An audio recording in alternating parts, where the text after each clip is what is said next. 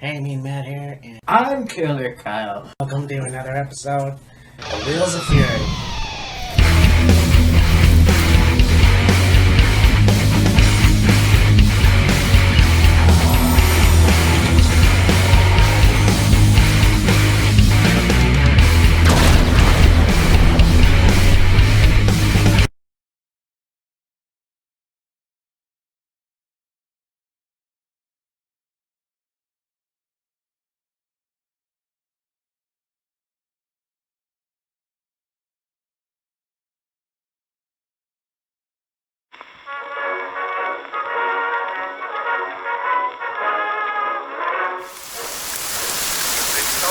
Government, we've got to die. I'm hunting down expensive holding. Hey, me and Matt here, and this is Killer Kyle. And because this is the last installment of Look Back at 1997, and obviously it's Halloween, so we're looking pretty fly. We thought we would do one night only. Yeah. WWF. So, Yeah, this is one of the few pay-per-views that were, I think, only broadcast in the UK. I don't think it was on pay-per-view in the US, to my Yeah. recollection. well, no, it would have been on Coliseum, I would think. Yeah, most likely. This is one of the few pay-per-views at the time.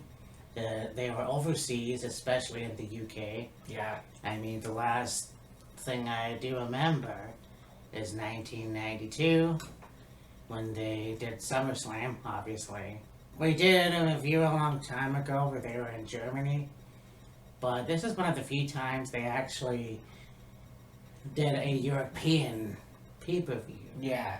So, of course, this is a few months removed from the last pay-per-view we did, Cold Day in Hell. Yes. So, yeah, this was a pretty cool pay-per-view. Obviously, we'll see how far we go without snapping. Yeah. But anyways, we did good in the last video, so who knows? So you broke, we all broke, as we were when falling broke first sailed away. The first match is Do Love against Hunter. Yep, yes it is. The last pay-per-view that we just did, Hunter started off, and now he's starting off again in the first match. Yeah, the opening match on the card, of course, with Cold Day in Hell. He was against Flash Funk. Now he's against Do Love. So, yeah. You know, you talk about The Rock and Mick Foley having a history. Holy shit. Well, Foley and Triple H have a hell of a history, too. Oh, I know. That's what I mean. Then this is probably not their first match, but it could have been. I don't know. I gotta look back at that. Yeah. No pun intended, but like, this was a good match. Yeah. And I mean, yeah, these two really beat the shit out of each other, you know. And obviously Triple H tried to put away Mankind. Now, I think he did. I have to look that up again. I mean, he had China in his corner. Yeah. So, I think he did win. And of course, this is the formation of DX. You have Yeah. Triple H and Shawn Michaels aligning together, along with China and Rick Rude. Mm-hmm. And it's kind of funny how Rick Rude didn't last too long, but Yeah. better than Hornswoggle. Anyways, this was a pretty good match, and yeah, they would have many more feuds together, whether it's Triple H and Dude Love, Triple H and Mankind, or hell, Triple H and Cactus Jack. You. So, They want to scrap the Navy, do they? Yes. We know they broke with on. Now you go on to Tiger Ali Singh versus Lave Cassidy, or Al Snow, for those of you. Now, I mean, this is Lave, like, well, yeah, that was his uniform. The former reinvention of the Rockers with Marty Jannetty. Yeah. Tiger Ali Singh, wrestler. Yeah. And, you know, one of those first Indian wrestlers in the company, you know, and from Toronto, I believe. Right. So that was cool too. And I believe Tiger Ali Singh. I tried to get a lot of good matches on watch those, but this was harder to get. Yeah. Sort of. They want to scrap the Navy, do they get? We know they broke with on. Match. You got the Headbangers against Barriquas, Savio Vega, and Michael, whatever the hell his name was. Miguel, yeah. And Miguel I have no idea. Estrada, I think? Yeah? I can't remember. Something like that, anyways, yeah. Yeah, this was a good match. Headbangers won. I mean, like, Los Boricuas definitely tried to get the upper advantage, but I mean, Headbangers are one of the best take teams of the 90s. Oh, yeah, for sure. I mean, I don't think they cheated, but they definitely got the win somehow. Yeah. And there's probably soon they would get the take team titles as well. Yeah. They had a lengthy feud with New Age Outlaws, I do know that. Yeah. Some other wrestlers at this point. But yeah, it was a very eccentric take team.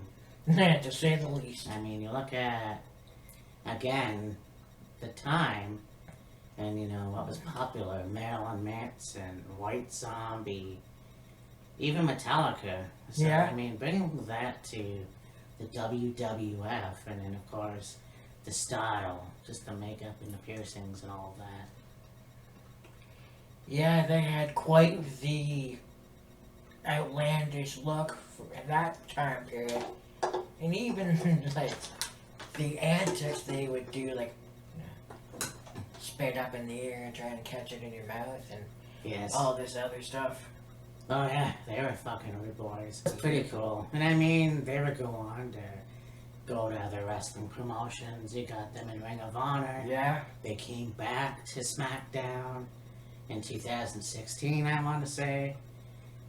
This was pretty cool. And, you know, these guys were a fucking good take team. Yeah. So, and then, of course, Los Boricuas, I don't think ever got to take titles.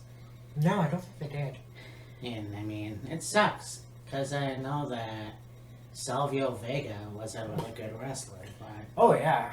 just, I don't know what happened. And, I mean, Miguel, I don't know too much about. Like, I knew Yeah. the take team, but I don't remember a lot. Yeah, Los Boricuas. Not a lot happened with those guys. Yeah. Like, they had a fairly good run, but there really wasn't a lot of, like, standout matches. I mean, Savio Vega on his own, you know, you can list his history a mile long of matches he had. Los Boricuas, yeah, you can name off some matches, but, like, not really anything to write home about, as the saying goes. Unfortunately, yeah. Yeah. They want to scrap the Navy, do they get? We know they broke with on, broke. Oh, Flash Funk again. Taking on the Patriot. Yeah. And, yeah, this was interesting. I don't know. There's not really too much to say about the Patriot. Yeah, he didn't really have a whole lot in the WWF. He did have some matches. He had some good matches. He didn't really have a massive rivalry against any one particular person that was a standout. He was just kind of here and there with matches and who he was against and all this other stuff. And again, another one of those guys that didn't really end up with a championship. That's a shame too. Yeah. But I believe he did win this match. Of course, he recently passed away. So, it's still, you know, he did have a good feud with Bret Hart. I know that. Yeah. And they did have that going for him. And it was a Canada, United States of America thing happening. Yeah. Which was kind of cool in a way. I mean, I remember that, and it was almost, yeah, it's hard to know who to cheer for, because it was almost like Canada was the bad guys in America, and then Americans were bad guys in Canada, and vice versa, really. Yeah. But that seems to be the one constant. Well, maybe not necessarily nowadays, but definitely 90s and even a little bit later, Canada and US, that kind of rivalry, if you will, that's been going on for eons. So, yeah. I mean, we want to talk about that TNA thing with Team Canada and Team USA.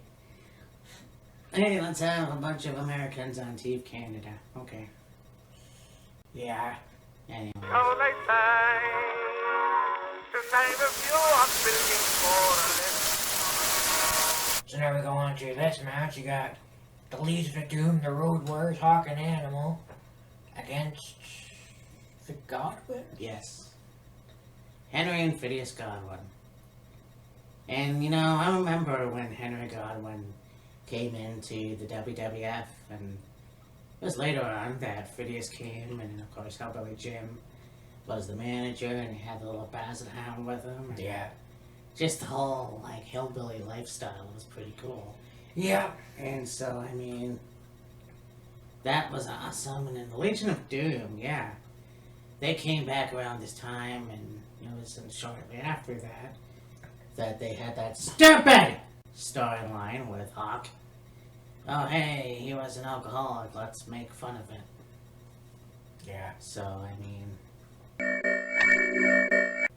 yeah, you know, there's taking real life and making it into the storyline, but then it's like,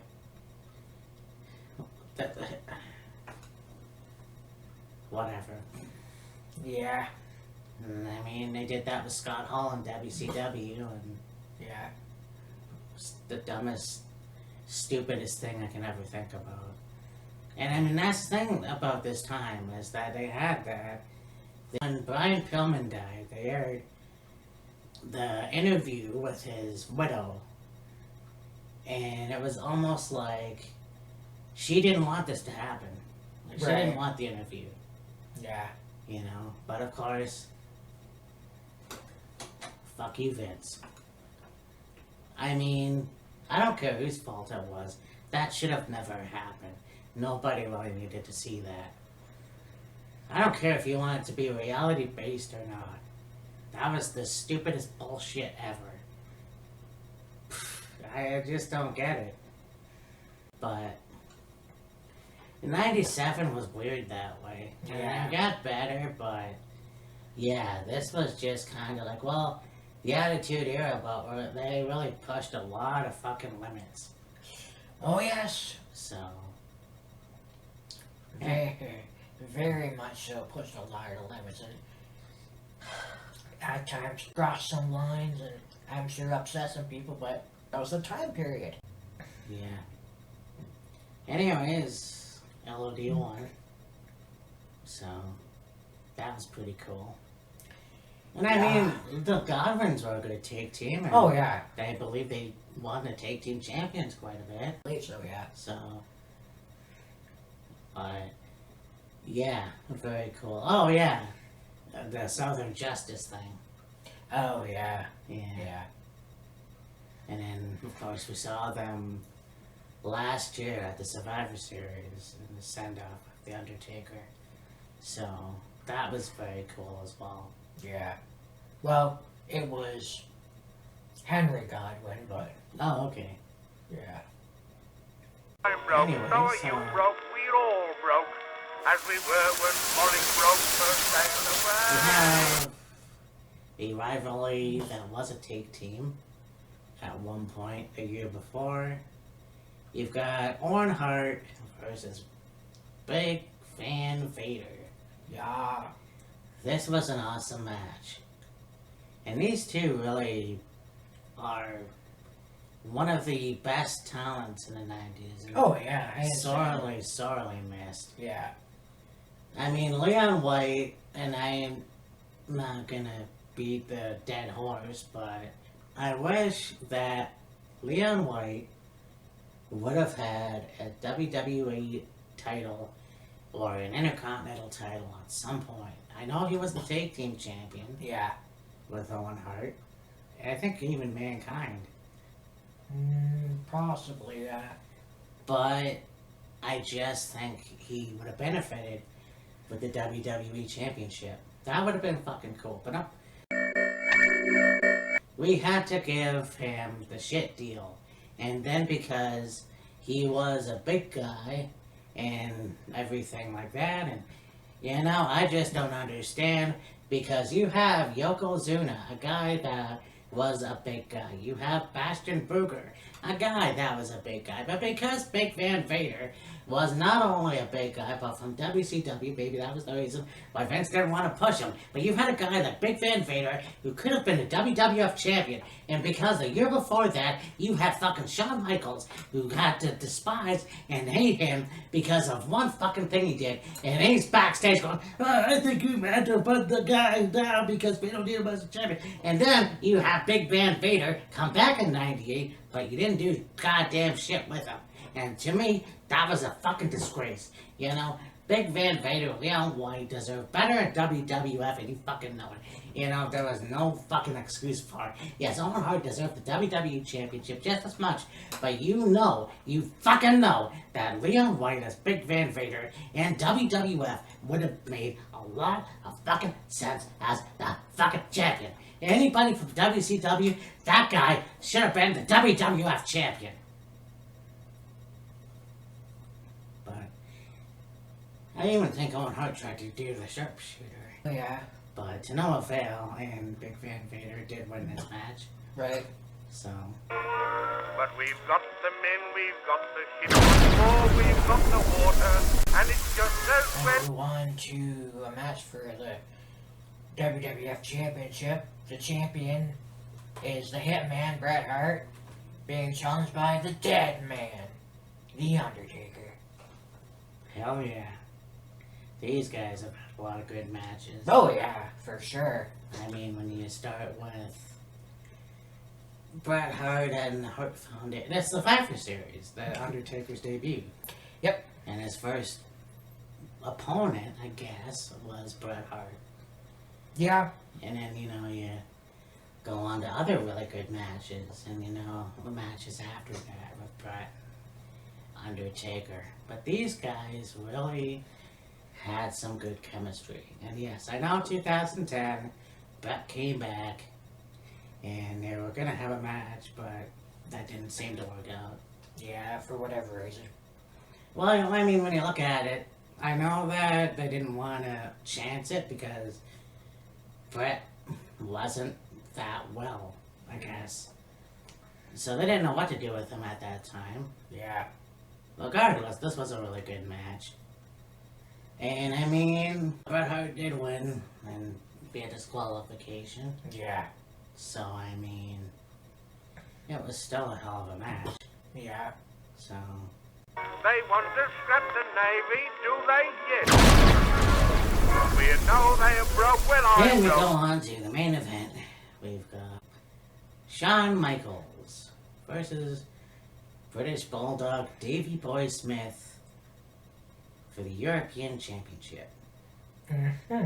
I'll let you take this one. Yeah. Davey Boy and Shawn, they had some good matches. It was in this time period where Davey Boy was here and there with matches and opponents and rivalries. I would say his probably, no pun intended here, biggest rival, or actually rivals, was Van Vader and Yokozuna. And then it was here and there with opponents. Yeah, he ended up with the European Championship. He held it for, I can't remember how long. And then he dropped it to, I don't even remember who he dropped it to, but, and like, again, for this to be in the UK, and, of course, having Davey Boy Smith on the card, I mean, of course you couldn't have your British Bulldog on a European show, if you will, or UK show, whatever you want to call it. And, like, Shawn and Davey Boy did have some good matches against each other. Never really a long-standing rivalry, if you will. It was just, had, a few matches that moved on to the next person. That's just kind of the way it was at that point in time. And then, of course, eventually, we would lose Davey Boy, but He had many of opportunities for the WWF title. Yes, he was the Intercontinental title champion. But you look at his feuds, his matches with Shawn Michaels, and there's not one match that he won. If there is, I have yet to find it. You could have had Davey Boy go over once. I made a rant a long time ago on Wheels of Fury talking about Shawn's feud with Tatanka and how Shawn had to win. He had to beat Tatanka for the Intercontinental title and keep it. And there was a point that they had a strap match and Tatanka won. There was no title. No title involved. You have this match for the European Championship. Not only is it in Bulldog's backyard, not just England, but Manchester. yeah. And you couldn't even get up this one?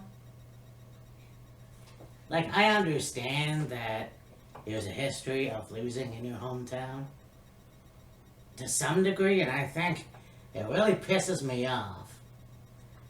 Because it wasn't that he lost. Not just that he lost, but how he lost. You have Shawn Michaels put Davey Boy Smith in the figure 4 leg lock, and Triple H in China with the referee's back turned, holding Shawn's arms for leverage. And I believe Bulldog passed out. So yeah, you have the European champion go to Shawn Michaels. But then we don't know what happened after that. Shawn kept the European Championship to go on to face Bret Hart at Survivor Series, getting the fucking WWE title. Shawn! 2 belts. Like he fucking needed it. And let's talk about the European Championship. This title was, it wasn't like the hardcore title. It was a very good title. And you look at the time that they had with that. Yeah, you had the British Bulldog. You had Shawn Michaels. You had Owen Heart. You had fucking Triple H, Kurt Angle. All those guys. Christian even. Yeah. D'Lo Brown. D'Lo Brown. Diamond Dallas Page. Shawn Waltman. The list goes on. You had a point when Cesaro came over to WWF and he won the United States Championship. It would have been so fucking cool to take a Swiss superhero. He wasn't known that at the time. And he could have remade or brought back the European Championship. Imagine the heat that he would have gotten. The European title was, in my opinion, just like the Intercontinental title. It, not to that degree. I know when it came out a lot later, but it was such a unique title. And it's a shame that it left when it did. It really is. And I mean, yes, as I say, I wish Davey Boy Smith would have got the WWE Championship. He's one of the few wrestlers that came so close, but never got what he deserved. And who knows why. But that's the way it is. The way Shawn Michaels won, in my opinion, was pathetic. And yes, a good heel will win that way. I get that. But Bulldog could have at least beat him once.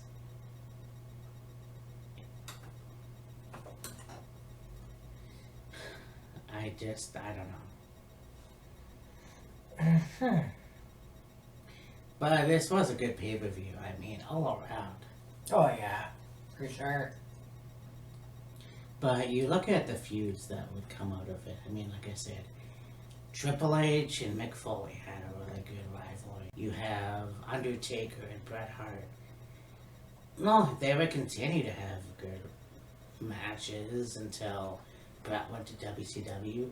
But yeah, you know, I would have thought Owen and Big Fan Vader going at it.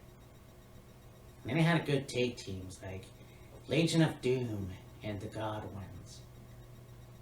The Headbangers, you know. This was a really good feud. And one of the few times at that time where they went to England. Mm-hmm. They went anywhere in Europe. Oh, yeah. If it wasn't a pay-per-view, you definitely could have gotten it in Coliseum home videos. Oh yeah, absolutely. And see, that was the one thing that was really good about the WWF. The beginning of the 90s, right up until about 98, 99-ish. Yeah. The Coliseum home videos, where you could literally say, phone a certain number and be like, hey, I want one night only. I want another pay-per-view, whichever. Insurrection. Yeah, Insurrection, or any other, the wrestling challenge, or maybe a Saturday. Superstars. Yeah, Superstars, or Saturday Night Main Event. Well, Saturday Night Main Event wasn't really a thing in the 90s.